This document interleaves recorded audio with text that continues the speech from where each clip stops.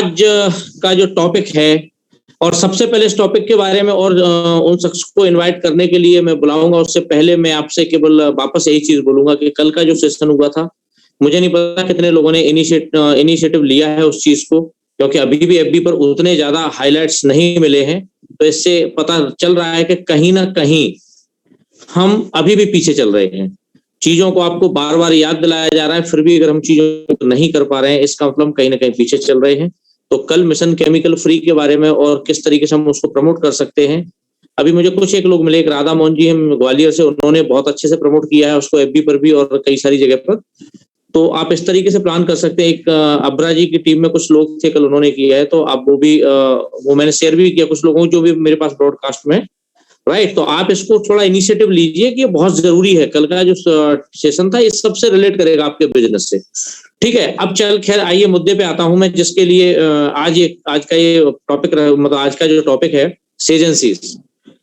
सेजेंसीज एक हमारी बहुत बड़ी रेंज है जो डिसीज पे काम करती है, जो स्पेशली ऐसे लोग जो लोग अपने अस्वस्थ हैं या जो लोग बीमार हैं, उनके लिए सेजेंसीज का जितेंद्र सर ने निर्माण किया और उसमें एक अलग तरीके से प्रोडक्ट्स को वहां पे डिजाइन करके, फॉर्मुलेटेड करके और बेहतरीन रिजल्ट ओरिएंटेड प्रोडक्ट्स को लेकर के आए। और इसके लिए हमारे यहाँ पे डॉक्टर को भी रखा गया ताकि वो समय समय पर डायग्नोस कर सकें। और जिन डॉक्टर को रखा गया उनके अगर बारे में बात करूं तो मैं कहूंगा उनको मतलब प्रैक्टिस आयुर्वेदा के अंदर इतना जबरदस्त प्रैक्टिस है, और वो डबल मतलब वो है डिग्री है उनके पास। आयुर्वेद से भी उनको आयुर्वेद रत्न की गवर्नमेंट ने उपाधि दी है, और होम्योपैथ में भी उनकी मास्टरी है, एमडी है। तो कई सारी चीजों को लेकर के बात करें, मल्टीपल टैलेंटेड व्यक्ति हैं और 38 ईयर्स से ऊपर का एक्सपीरियंस है, इसमें प्रैक्टिस भी उनकी रही है। और कई सारी कंपनीज के अंदर अगर बात करूं तो कई सारी कंपनीज के अंदर head of the department trainings के रहे हैं,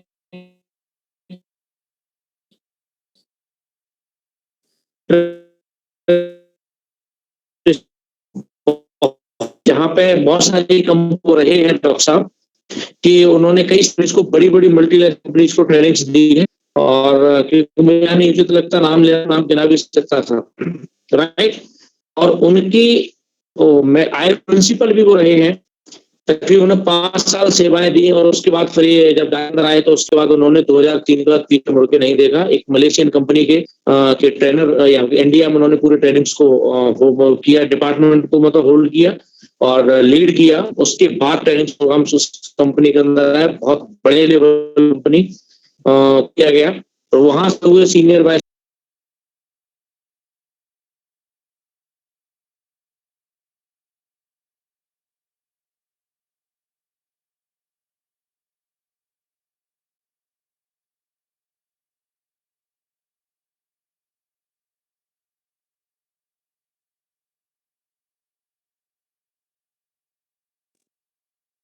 शायद श्रीकांत सर का जो है नेटवर्क का कुछ इशू है, तो हम कुछ सेकंड उनका इंतजार करते हैं। श्रीकांत सर आ गए हैं।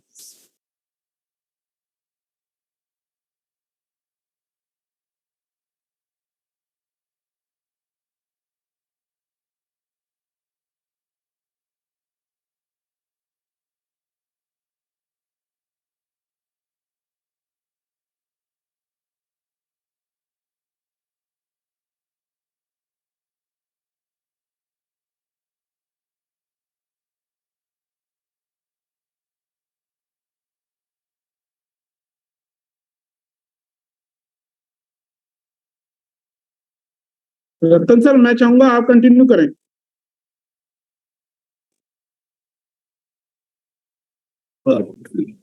तो गुड इवनिंग एवरीवन। शायद श्रीकांत सर का कुछ नेटवर्क का इशू है, तो कंटिन्यू नहीं कर पाए। सर मेरा वॉइस क्लियर है डॉक्टर सर? जी सर, जी। मेरी आवाज आ रही है? यस यस, आवाज आ रही है? आ रही है सर, आ रही है। ओके, धन्यवाद, नमस्कार। आज का जो दिन है रियली बहुत ही बड़ा दिन है, क्योंकि आज मैं पहली बार आपसे रूबरू हो रहा हूं। और वैसे दार्जुक-9 के बहुत सारे लोगों के साथ मेरा हमेशा से रिलेशन रहा है, क्योंकि जब कभी भी उन्हें किसी चीज की जानकारी चाहिए होती है तो मैं हमेशा सदैव तत्पर उनको जवाब देता हूं। जवाब देने में थोड़ी सी लेट भी अगर होती है, लेकिन 12 घंटे से 24 घंटे के अंदर उनको जवाब मिल जाता है। आशा ही नहीं, मुझे विश्वास है कि आप सभी संतुष्ट होंगे, और अगर किसी भी तरह की बात अगर हो तो मुझ तक ये बात जरूर पहुंचाएं कि मैं अच्छी सेवा आपको कैसे दे सकूं। आज का जो विषय है वो है सेज एंड सीज के जो प्रोडक्ट हैं उनके विषय में। आयुर्वेद एक ऐसी विधा है, एक ऐसी चिकित्सा प्रणाली है जिसके विषय में हम जितना भी कहें, जितनी भी जानकारी इकट्ठा करें, ये बहुत कम है। अगर मैं अपने विषय में बात करूं, आपके विषय में बात करूं, ह्यूमन बॉडी के बारे में बात करूं, तो चलिए थोड़ा सा पीछे चलते हैं और इस विषय को हम आयुर्वेद के साथ कैसे जोड़ेंगे, कैसे कोरिलेट करेंगे, इसके बारे में थोड़ी सी जानकारी हम लें। बात यह है आयुर्वेदा, तो आयुर्वेदा को सबसे पहले हम समझ लें, अपने आप को समझ लें, तो जो प्रोडक्ट हैं उनको समझना बहुत आसान हो जाएगा। आयुर्वेद 2 शब्दों से के मेल से बना है। Ayur means longevity and Veda means the science of life. यानी हमें अपने जीवन के विषय में, स्वास्थ्य के विषय में जिस बात का ज्ञान देता है वो आयुर्वेद है।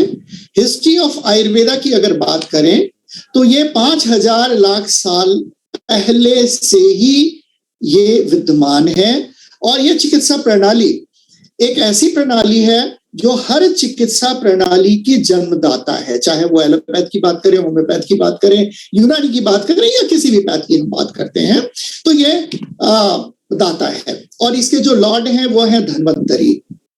आज बहुत दिनों के बाद, जिसका पहले प्रचलन नहीं था लेकिन ये प्रचलन में आया, धन्वंतरी को धन्वंतरी दिवस मनाने का प्रचलन आया। पहले लोग धन्वंतरी कौन थे लोग जानते भी नहीं थे। ये है आयुर्वेद के जन्मदाता। कहते हैं कि धन्वंतरी जो है वो है physician to the gods in Hindu mythology. Hindu mythology के हिसाब से धन्वंतरी जो है वो देवताओं के चिकित्सक हैं, आप ये कह सकते हैं। अब बात हम करेंगे सबसे पहले अपनी, अगर हम अपनी बात करें तो हमारा जो शरीर है वो 5 तत्वों से बना है, यानी प्राकृतिक रूप से प्रकृति के साथ और प्रकृति के साथ साथ ही बना है। जल, वायु, अग्नि, पृथ्वी और आकाश, ये जो चीजें हैं ये हमारे शरीर की रचना का मूलभूत तत्व है। ये आप भली भांति जानते हैं। और इस 5 तत्व में सप्त धातु होती है। सप्त धातु से ही इस 5 तत्वों के मेल से हमारा शरीर बना, और इसमें जो 3 तरह के दोष पाए जाते हैं, त्रिदोष जिनको कहा जाता है, कफ, पित्त और वायु, ये 3 तरह के दोष हैं। ये 3 दोष के अनबैलेंस होने से, अस्थिरता अगर होती है, अनबैलेंस हो जाता है, तो हम बीमार पड़ते हैं। ये बहुत सीधी सी बात है, ये सभी लोग जानते हैं। लेकिन ये बताना मुझे क्यों जरूरी था, क्योंकि जब कभी भी हम अपने प्रोडक्ट की जानकारी लें या प्रोडक्ट की बात करें, तो प्रोडक्ट में ऐसे ऐसे जो इंग्रेडिएंट हैं, ये बहुत अच्छी बात है। मैं तो ये कहूंगा कि डागर सर के हम बहुत शुक्रगुजार हैं, दार्जुबनाइन शुक्रगुजार है। इन्होंने ऐसे ऐसे प्रोडक्ट इजाद किए जिसके विषय में आप जितना जानकारी आप लेना चाहें वो कम ही पड़ेगा। स्वास्थ्य एक ऐसा चीज जो अनंत है, उसी तरह से ये विधा अनंत है, आयुर्वेद अनंत है, और इसी से मंथन करके डागर सर ने जो प्रोडक्ट बनाए हैं वो लाजवाब है, इसमें कहीं कोई दो मत नहीं है। बात हम कर रहे थे त्रिदोष की, कफ, पित्त और वायु। जब त्रिदोष की बात आती है तो इसको क्लासिफाई करना थोड़ा सा मुश्किल हो जाता है। समझ में नहीं आता है कि ये जो बीमारी है ये कफ से उत्पत्तित है या वात से या से। एक सेकेंड, थोड़ी सी टेक्निकल प्रॉब्लम। हाँ, अब बात आती है वात की। जो वात के मरीज होते हैं, इनको साधारण सी भाषा में अगर मैं कहूं तो इसको समझना आसान है, क्योंकि ये स्मॉल इंटेस्टाइन और लार्ज इंटेस्टाइन, वात के जो मरीज होते हैं, ये दोनों इंटेस्टाइन यानी कि आप डाइजेस्टिव सिस्टम कह सकते हैं पूरा का पूरा, उससे रिलेटेड जो रोग उत्पन्न होता है वो वात के कारण होता है। जब पित्त की बात आती है तो पित्त में लीवर, स्प्लीन, गॉल ब्लैडर, पेट, ड्यूडेनम और पेनक्रिया, ये जो पार्ट है, ये पित्त की अधिकता या न्यूनता, एक्सेस हो जाना या कम हो जाना, मैंने कहा कि असंतुलित होना ही रोग का घर होता है, रोग का कारण होता है। तो पित्त की जब बात आती है तो आप लीवर से जुड़ी हुई जो बीमारियां हैं उसको आप पित्त की श्रेणी में रख सकते हैं। स्प्लीन से जुड़ा हुआ, गॉल ब्लैडर से जुड़ा हुआ, स्टमक और ड्यूडेनम एंड पेनक्रिया से जुड़ा हुआ। उसी तरह से कफ की बात अगर हम करें तो साइनसाइटिस की बात है। नेजल, जो हमारा नाक का जो एरिया है, उससे जुड़ी हुई जो बीमारियां होती हैं, थ्रोट से जुड़ी हुई बीमारियां होती हैं, लंग से जुड़ी हुई जो बीमारियां होती है, अब उसमें आस्थमा भी हो सकता है, ब्रोंकाइटिस भी हो सकता है, ब्रोंकियल ओडिमा भी हो सकता है, या कुछ भी हो सकता है। ये टेक्निकल बातों की तरफ न जाके हम सिंपल सी बात करें कि कफ से जुड़ा हुआ जो भी रोग होगा वो हमारे रेस्पिरेटरी सिस्टम, हमारे श्वसन तंत्र से जुड़ा होगा। अब बात आयुर्वेद में जो क्रिया है, वो क्रिया ये है कि त्रिदोष का समन करना। अगर त्रिदोष को हम समन करते हैं, कफ पित्त वायु की समानता करते हैं, तो हमारा शरीर रोग मुक्त होता है और ये पंच तत्व का जो शरीर है ये शून्य में चले जाता है, यानी कि रोग से निवृत्ति होती है। बात हम करें वात, पित्त और कफ की, तो इसकी एक और प्रक्रिया है आयुर्वेद में जिसे पंचकर्म कहा जाता है। पंचकर्म में 5 क्रियाएं होती हैं। इससे भी कफ, पित्त और वायु का शमन किया जाता है, जिसमें वमन है, विरेचन है, बस्ती, नास्या और रक्त मोक्षणा। ये 5 क्रियाएं हैं। कभी और क्लास का मौका मिलेगा तो इस 5 क्रियाओं के बारे में बताया जाएगा आपको कि ये 5 क्रियाएं कैसे होती हैं। लेकिन आप सुन के हैरान हो जाएंगे, क्योंकि जो हमारे जो उत्पाद है, दार्जुक-9 के जो उत्पाद है, ये सारे के सारे ये पचड़े में न डाल के आपको साधारण तरीके से ये कहता है कि आप ये तीनों पे नियंत्रण पा सकते हैं। पंचकर्म विधि एक लंबी विधि होती है। पंचकर्म में जैसा कि मैंने कहा, वमन, विरेचन, बस्ती, नास्य और रक्त शोधन, ये क्रियाएं होती हैं। अब ये जो डिजीज है, ये डिजीज कैसे हमारे शरीर में आती है?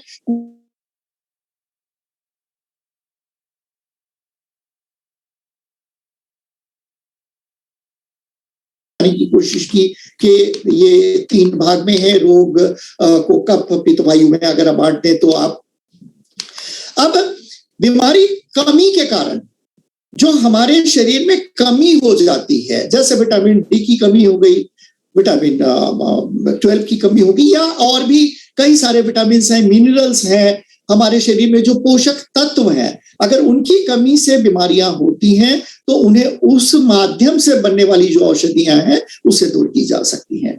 कुछ वंशानुगत होती हैं, जो वंशों से चली आ रही होती हैं।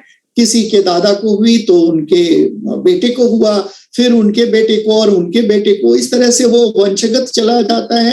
कुछ अनुवांशिक होते हैं, जेनेटिक होता है, उनके जीन में होती हैं ये बीमारियां। कुछ हेरिडिटरी डिजीज नॉन जेनेटिक भी होती हैं, और इसमें शारीरिक रोग जो होता है फिजियोलॉजिकल, तो फिजियोलॉजिकल जो रोग होता है वो तत्कालिक होता है, उसकी लॉन्जिटिविटी कम होती है, शॉर्ट होता है, उसका आप इलाज करेंगे और वो तुरंत खत्म हो जाता है, जैसे सर्दी खांसी का हो जाना, बुखार का हो जाना, लूज से रिलेटेड बीमारियां तत्कालिक शारीरिक रोग होते हैं। अब होता है कुछ कम्युनिकेबल डिजीज होते हैं, कुछ नॉन कम्युनिकेबल डिजीज होते हैं, संचारी और गैर संचारी रोग भी होते हैं जो संचार आपके शरीर एक दूसरे से कम्युनिकेट करता है और वैसे में बढ़ जाता है। तो कफ, पित्त और वायु का मैंने एक सामंजस्य आपको बताया। अब सीधा मैं आपको ले चलूंगा प्रोडक्ट की तरफ। तो कुछ आयुर्वेद के जो टिप्स हैं वो मैं थोड़ा सा बता दूं कि कैसे आप साधारणतया स्वस्थ रह सकते हैं। ये है, आप रोजाना ऑयल मसाज करें, तेल की मालिश करें, गर्म पानी यानी वार्म वाटर का इस्तेमाल करें हमेशा दैनिक दिनचर्या में, क्योंकि अभी गर्मी आ गई और इस गर्मी के मौसम में हम तुरंत कोल्ड ड्रिंक्स पीना शुरू कर देते हैं, ठंडे पानी का सेवन करते हैं, फ्रिज का पानी पीते हैं और यह हमारे लिए बहुत घातक सिद्ध होता है। ऐसे में जितने भी हमारे एसोसिएट हैं, ये स्वास्थ्य संबंधी कार्य से जुड़े हुए हैं, इनका स्वस्थ रहना जरूरी है। ऐसे में इन्हें ये बताते हुए मुझे हर्ष हो रहा है कि ये प्रिवेंशन तो रखते ही होंगे, लेकिन फिर भी मेरा काम है बताना।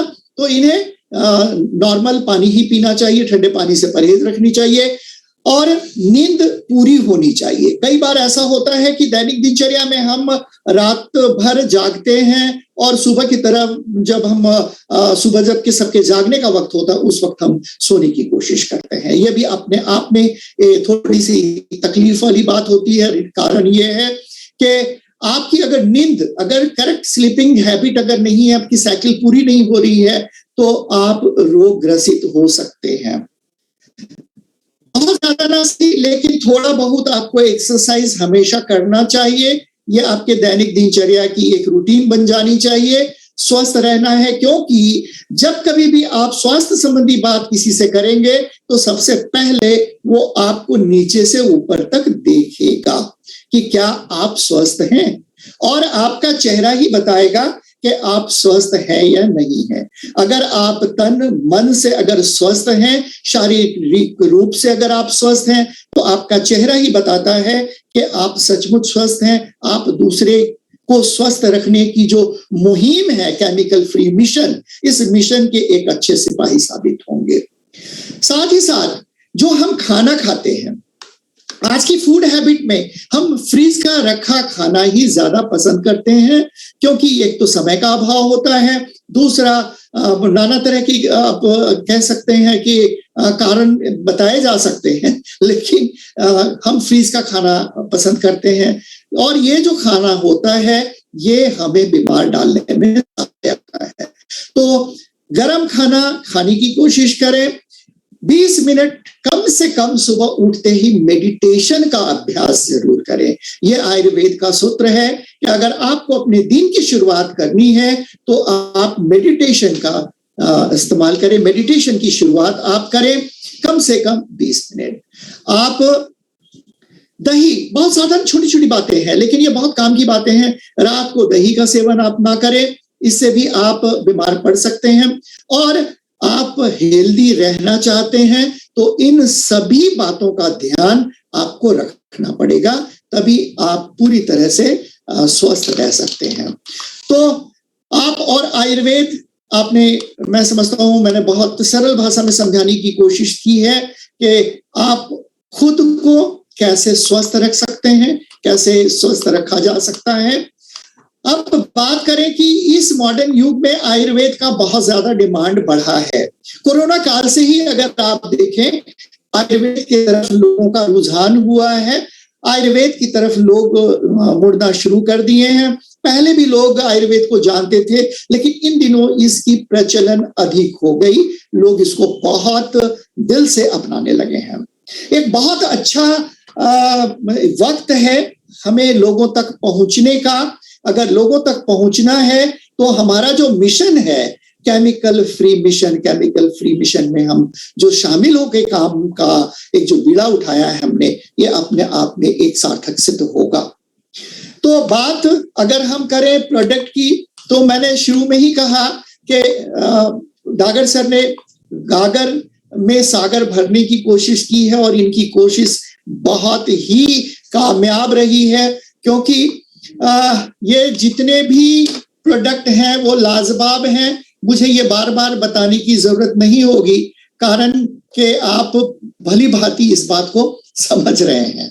चलिए अब हम प्रोडक्ट की तरफ बढ़े। तो एक बार मैं आपको स्लाइड नहीं दिखा पा रहा हूं, कुछ टेक्निकल रीजन है।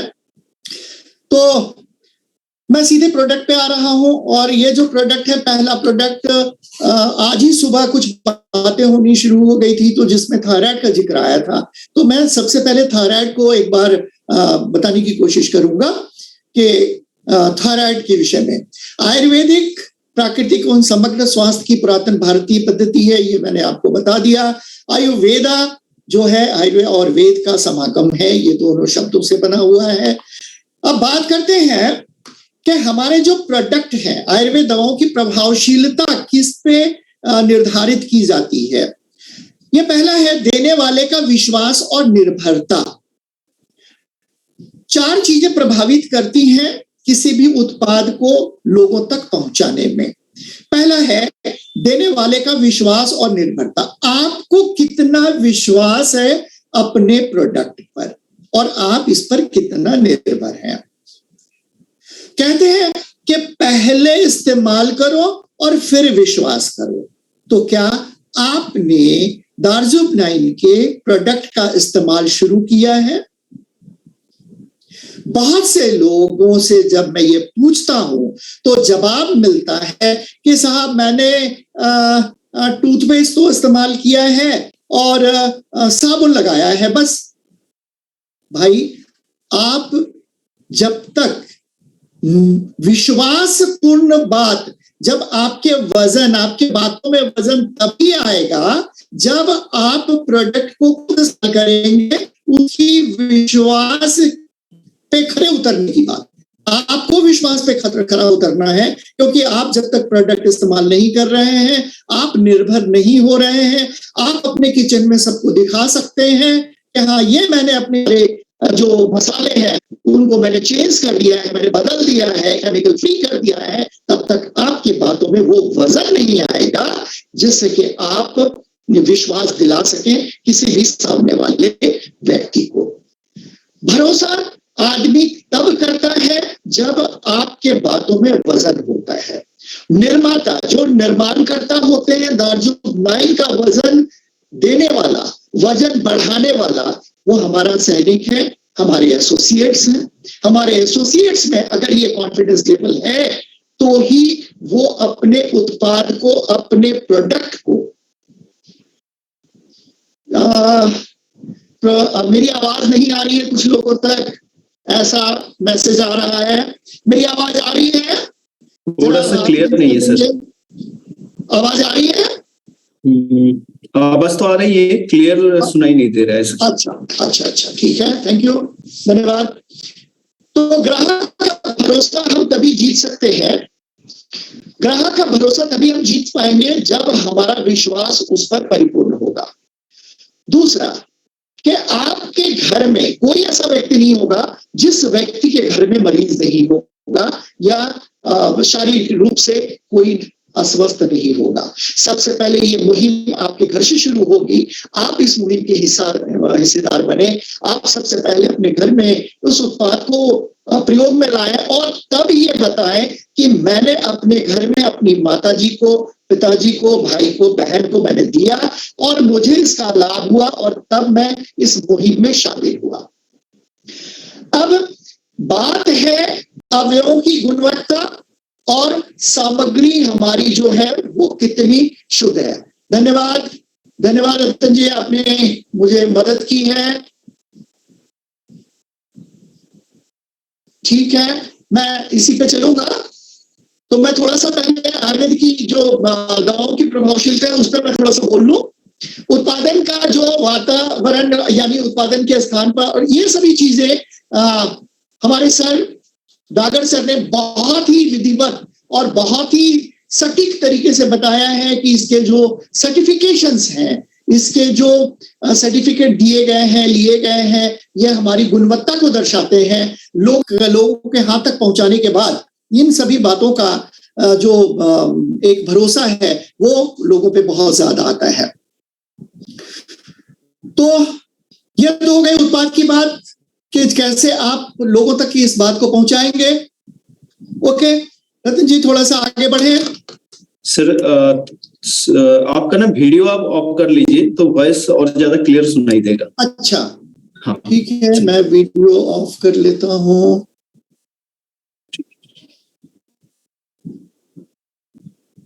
एक सेकेंड।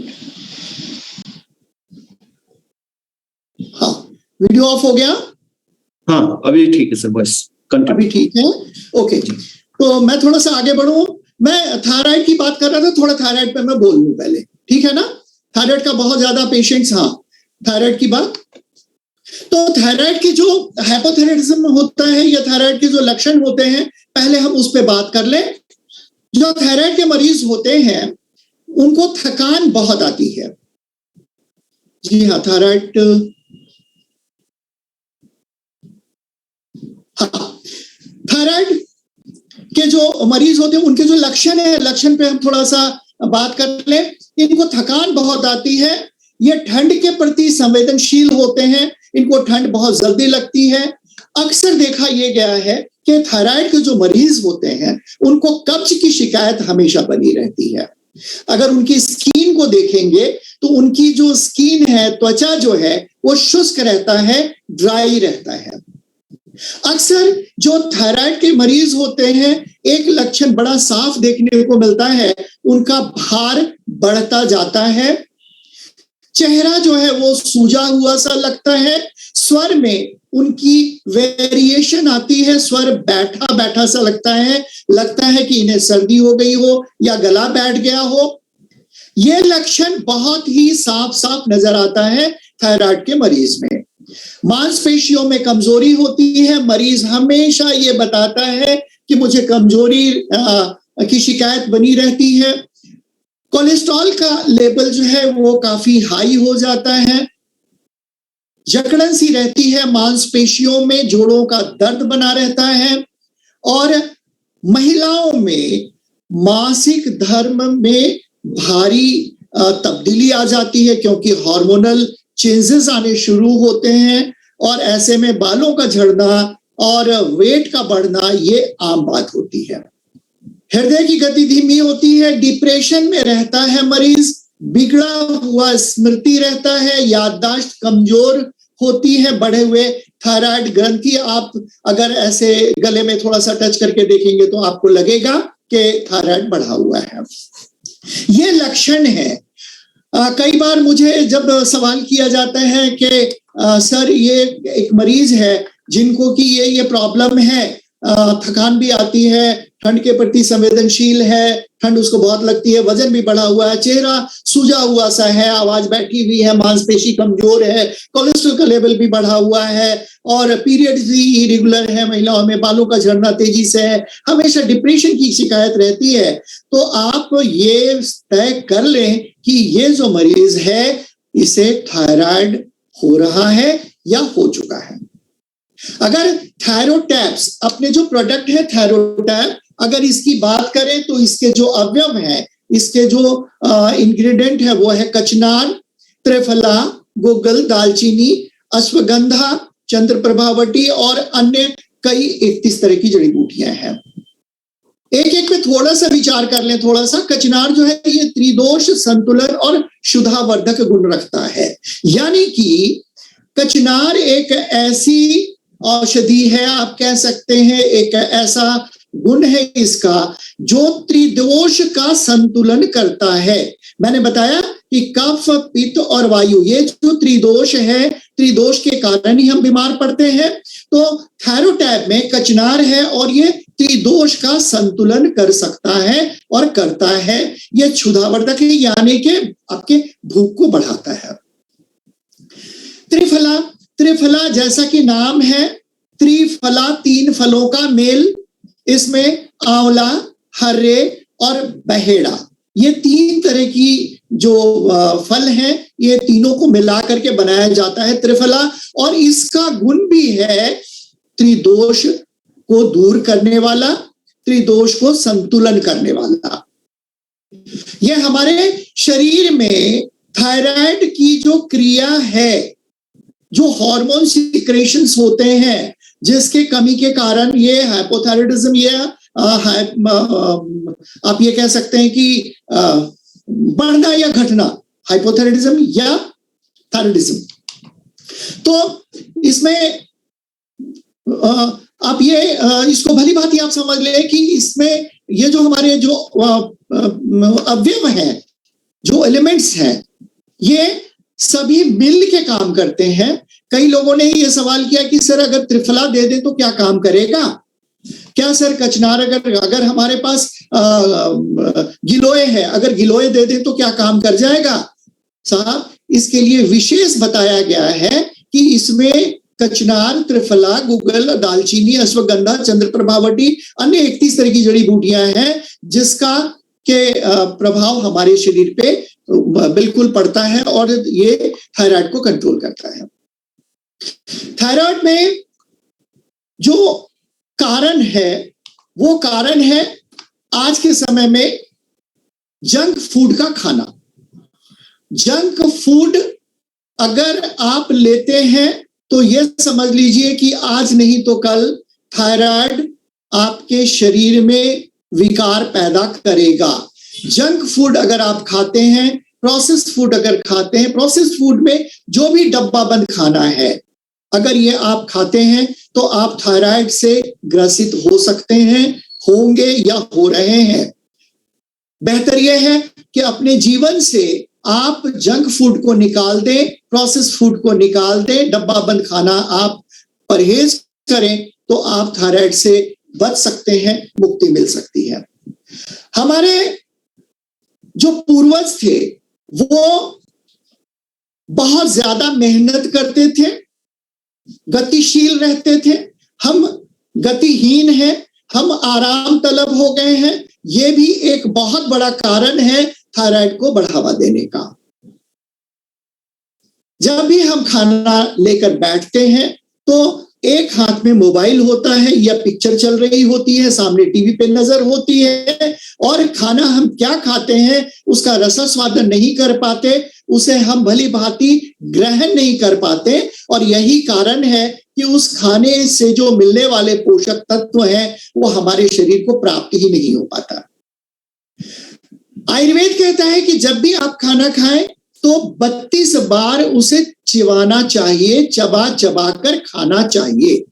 चबा चबा कर खाने का तात्पर्य ही है कि आपके मुंह में जितने तरह के स्लावा या जितने तरह के एंजाइम्स होते हैं उनका सिक्रेशन होता है, वो आपके फूड में मिलता है, आपके मस्तिष्क सक्रिय रहता है और वो खाने से मिलने वाले जो पोषक तत्व हैं वो आपके शरीर में जाता है।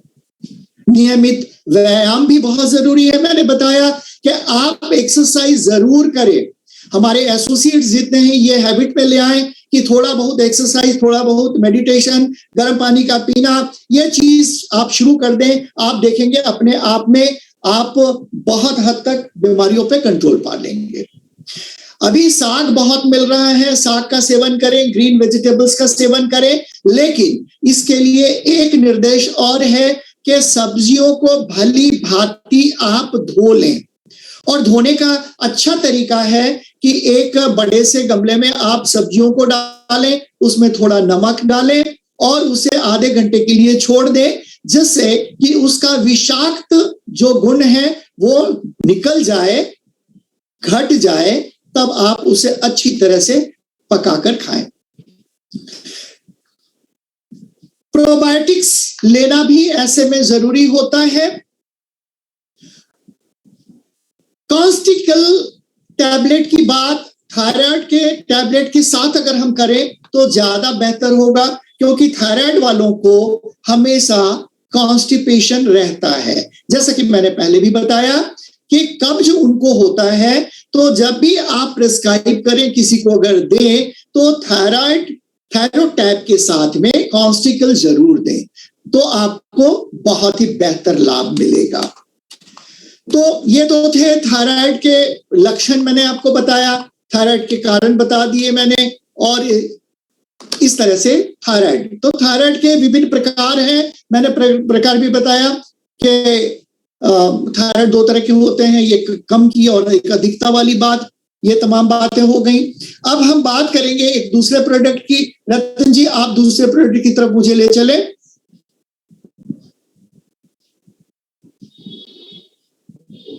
मूल तत्व का ब्यौरा मैंने बता दिया।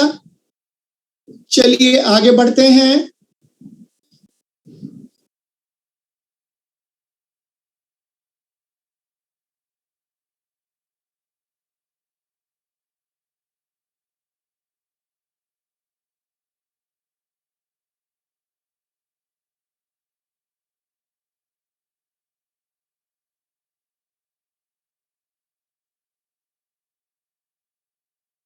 खांसी में बलगम आती है, इसे एलर्जी है, डस्ट लगते ही एलर्जी होनी शुरू हो जाती है, डंप वेदर में बैठता है या जाता है तो इसकी खांसी शुरू हो जाती है, कहीं पर भी थोड़ा सा धूल अगर हो गया तो खांसी शुरू हो जाती है। खांसी जो शब्द है, खांसी शब्द अपने आप में सभी परिचित हैं, कारण कि सबों को कभी ना कभी खांसी तो हुई ही होगी। अब हम अगर बात करें कि खांसी में क्या क्या हो सकता है, तो खांसी में आप रेस्पिरेटरी सिस्टम, खांसी क्या है आप बेहतर समझ रहे हैं। खांसी की बात अगर हम करें तो हमारा जो रेस्पिरेटरी श्वसन तंत्र जो है इसमें ये अफेक्टेड होता है। अब जो ये श्वसन तंत्र है, श्वसन तंत्र में हमारा लंग्स है, नाक से लेकर और फेफड़े तक जो भी पार्ट आता है, जो भी ऑर्गन आते हैं, ये सारे के सारे ऑर्गन हमारे खांसी को बढ़ावा देने में या कफ को पैदा करने में ये शामिल होते हैं। अब हम अगर बात खांसी के कारण को जानने की कोशिश करें तो ये कुछ टेक्निकल इशू आ रहा है, चलिए ठीक है। हाँ, यह वायरस की वजह से भी हो सकता है, यह एलर्जी और अस्थमा। अस्थमा क्या है? अस्थमा दम्मे की शिकायत जिसमें रेस्पिरेशन जो है हमारा शॉर्ट हो जाता है। जलन पैदा करने वाले जो पदार्थ होते हैं, जैसे कि कहीं छौंका लग गया या कहीं पंजेंट ऑर्डर अगर आ गया, तो ये तमाम चीजें भी ये कफ को बढ़ाती हैं। अब इसमें मुलेठी है, शहद है, कटेली है, बारंगी है, वसा है, ये जो इंग्रेडिएंट है, ये सारे इंग्रेडिएंट मिलकर खांसी का दमन करते हैं, शमन करते हैं। अब खांसी जब भी होती है, चाहे वो कफ वाली खांसी हो जिसमें बलगम निकलता हो या फिर आपको सूखी खांसी है, ये दोनों तत्वों में काम करता है, दोनों तरह की खांसियों में ये काम करता है। अगर एक एक को अगर ले तो काफी लंबा वक्त लग जाएगा। मैं आगे थोड़ा सा बढ़ जाऊं, नाक केसर की बात करूं या फिटकरी की बात करूं, ये तमाम जो चीजें हैं ये इसके इंग्रेडिएंट हैं, आपके हाथ में होगा, आप इसे पढ़ लेंगे। कई सारे प्रोडक्ट हैं, इसे कंप्लीट भी करना है। तो ये है खांसी के फायदे। आप इसमें कफ सिरप के जो फायदे हैं वो खांसी को, अच्छा इसका प्रयोग मैं थोड़ा सा बता दूं, इसमें 2 से 3 चम्मच दिन में आवश्यकता अनुसार 2 से 3 बार लें। हल्के गर्म पानी से लेते हैं तो ये ज्यादा बेहतर होगा। हाँ, एक चीज का ध्यान अवश्य दें, जो दूध पीने वाले बच्चे हैं उसको इससे दूर रखें, प्रेग्नेंट लेडी जो हैं उसे दूर रखें। या तो मैं ये कहूंगा कि जितने भी उत्पाद हैं ये 2 तरह के मरीजों से आप दूर रखें। ये मरीज मतलब व्यक्ति से, एक तो जो दूध पीता हुआ बच्चा है और दूसरा प्रेग्नेंट लेडी है। काफी सोच समझ कर ही या आप विशेष वार्ता करके ही आप इस प्रोडक्ट को दें, किसी भी प्रोडक्ट को। तो ये खांसी की बात अगर मैं करूं तो खांसी कंप्लीट हो गया। आगे बढ़े, हेमाग्रो सिरप। हमारे शरीर में रक्त की कमी अगर होती है तो HB कम हो जाता है, हीमोग्लोबिन कम होता है। और जब हीमोग्लोबिन कम हो जाता है तो कई तरह के लक्षण प्रकट होने शुरू हो जाते हैं। इसकी पहचान बहुत ही आसान है। अगर किसी के भी आंख के नीचे वाले पलक को अगर आप नीचे करके अगर देखें तो वो बिल्कुल रक्तहीन सा दिखेगा, ऐसा लगेगा कि बिल्कुल क्लियर है और ये बिल्कुल साफ साफ नजर आएगा कि इसमें खून की कमी है।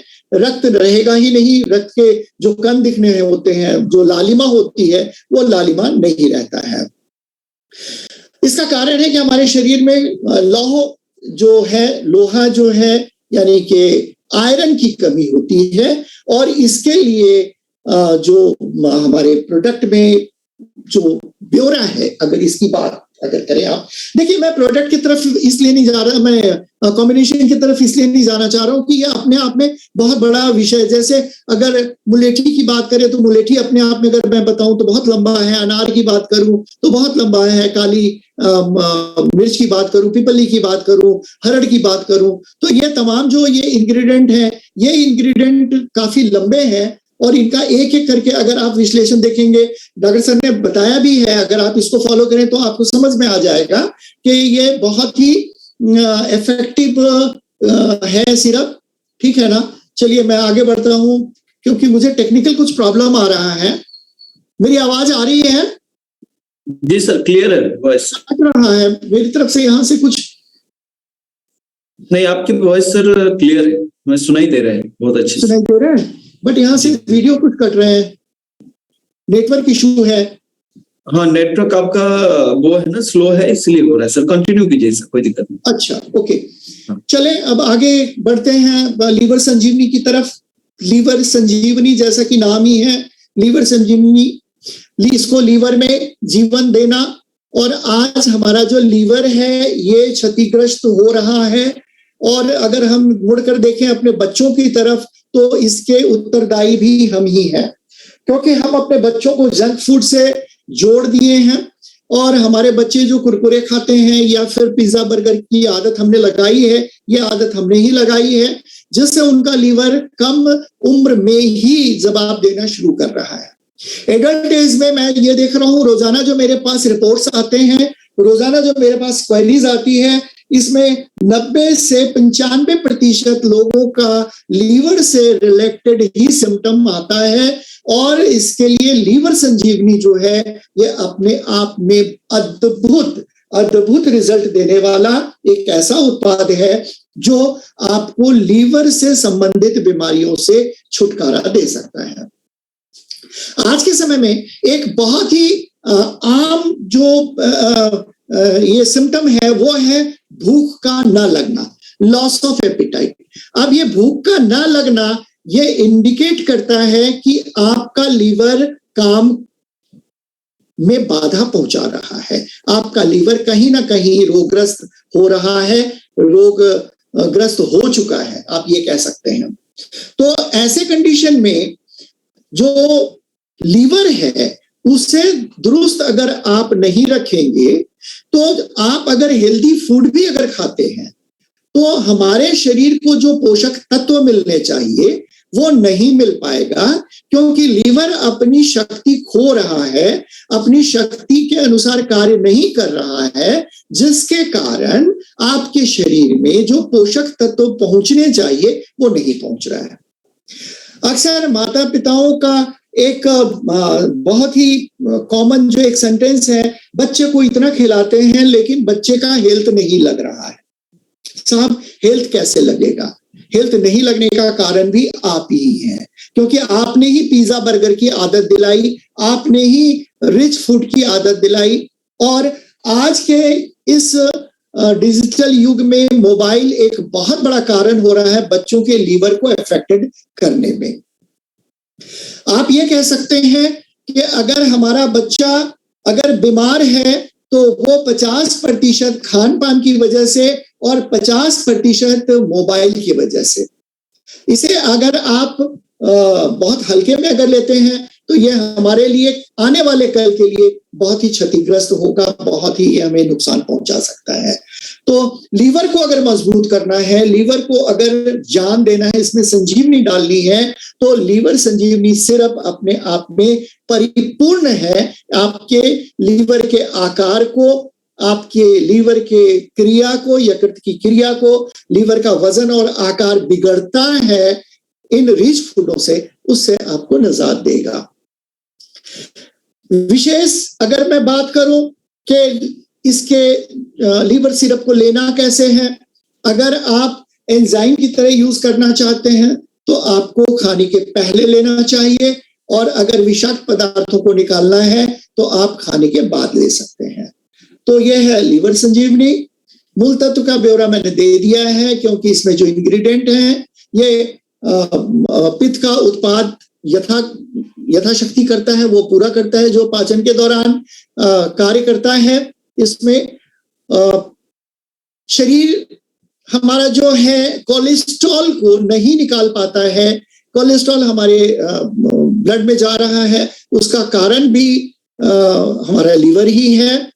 लीवर अमीनो एसिड के रक्त स्तर को जो नहीं कर पाता है बैलेंस, यहाँ पर भी उसका लक्षण है। ये बहुत बड़ा चैप्टर है, ये लीवर से रिलेटेड जो बातें हैं। खैर चलिए आगे बढ़े। सेवन विधि मैंने आपको बता दी है।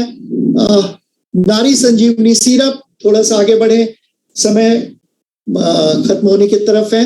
नारी संजीवनी सिरप, श्वेत पदर क्या होता है ये आप भली भांति जानते हैं, या फिर से मैं एक बार बता दूं कि श्वेत प्रदर या सफेद पानी का यूरिन मार्ग से निकलना, ये लिकोरिया कहलाता है। लिकोरिया एक मेडिकल टर्म है। यह हमेशा रोग का लक्षण नहीं होता है। अधिकतर जो महिलाएं हैं इस गलतफहमी में होती हैं कि इससे शरीर में कमजोरी आती है। ऐसा नहीं है, लेकिन यह अपने आप में हानिकारक तो जरूर है। तो इसके जो लक्षण होते हैं वो व्हाइट डिस्चार्ज होता है, कभी येलोइश होता है, कभी रेडिश होता है। ये मेंस के पहले, पीरियड के पहले भी हो सकता है, पीरियड के बाद भी हो सकता है। और ये जो सिम्टम है ये दूसरी बीमारियों को लाने में सहायक भी होता है।